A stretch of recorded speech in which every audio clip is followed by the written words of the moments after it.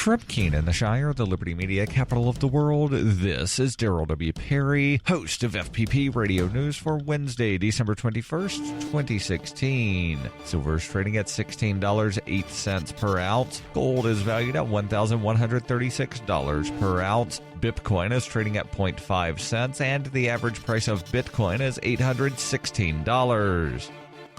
Antiwar.com reports a new statement from U.S. Africa Command, AFRICOM, has declared the U.S. military campaign against the Islamic State in Libya to be concluded following the fall of the Islamic State territory in the city of Sirte in recent weeks. 495 airstrikes were launched over the course of the conflict. The U.S. launched its war in Libya back in August, promising to defeat the Islamic State and support the unity government in taking the rest of the nation over. That government announced its final push against the Islamic State back in September, but the fighting continued for months more. Even then, the Islamic State forces mostly withdrew from the city. Despite nominally presenting the conflict as over, AFRICOM's statement also promised to continue U.S. military involvement in Libya to help the unity government fight against the Islamic State across the country. In effect, they're just rebranding it as something short of a full military campaign. It may also spell the end of the U.S. directly trying to prop up the unity government, one of several factions which styles itself the rightful rulers of the country and which controls part of the city of Tripoli along with Sirte.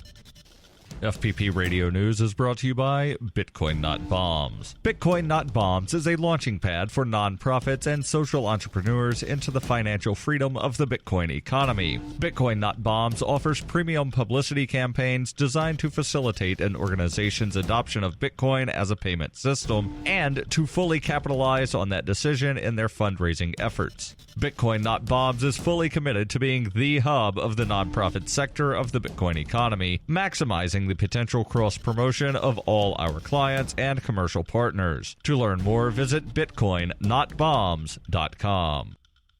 UPI reports bringing the holiday spirit to some people who surely did not expect it. President Barack Obama commuted or pardoned 231 people currently serving prison sentences, the largest single-day act of clemency in the history of the presidency. Obama commuted 153 sentences and pardoned another 78 federal prisoners who were mostly serving time with convictions related to the war on drugs. This year alone, Obama has commuted the sentences of more than 1,000 people and a total of 1,324 people since taking office. The number of prisoners whose sentences have been canceled by Obama is dwarfed by the number of people stuck in prison for the same thing. The Obama administration said the commutations are part of improving the criminal justice system by giving inmates opportunities to become better people and keeping people out of jail who should never have been there in the first place. Many people in jail for nonviolent drug offenses are given substance abuse trials where they often end up serving more time than they should. Neil Eggleston, White House counsel to the president, said Obama plans to issue more grants of commutation and pardons before leaving office.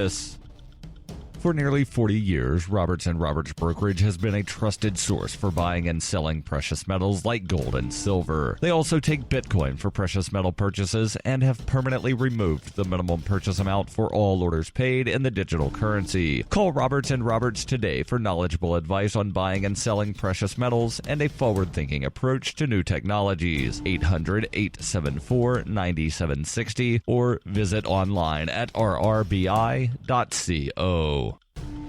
Reuters reports the families of 3 men killed in Orlando's Pulse nightclub have sued Twitter, Google, and Facebook in federal court, accusing the companies of providing material support to the self-radicalized gunmen. The gunman, 29-year-old Omar Mateen, who killed 49 people and wounded 53 others, pledged allegiance to the Islamic State militant group before police fatally shot him after the June attack. The lawsuit was filed on Monday in Detroit federal court by the families of Tevin Crosby, Javier Jorge Reyes, and Juan Ramon Guerrero, who were killed during the massacre. Similar lawsuits in the past have faced an uphill fight because of strong protections in U.S. federal law for the technology industry. The families claim that Twitter, YouTube, and Facebook provided the terrorist group ISIS with accounts they used to spread extremist propaganda, raise funds, and attract new recruits. The suit also alleges material support has been instrumental to the rise of ISIS and has enabled it to carry out or cause to be carried out numerous terrorist attacks. Facebook said on Tuesday there is no place on its service for groups that engage in or support terrorism, and it takes swift action to remove that content when it is reported. Twitter declined comment, and representatives of Google could not be immediately reached for comment.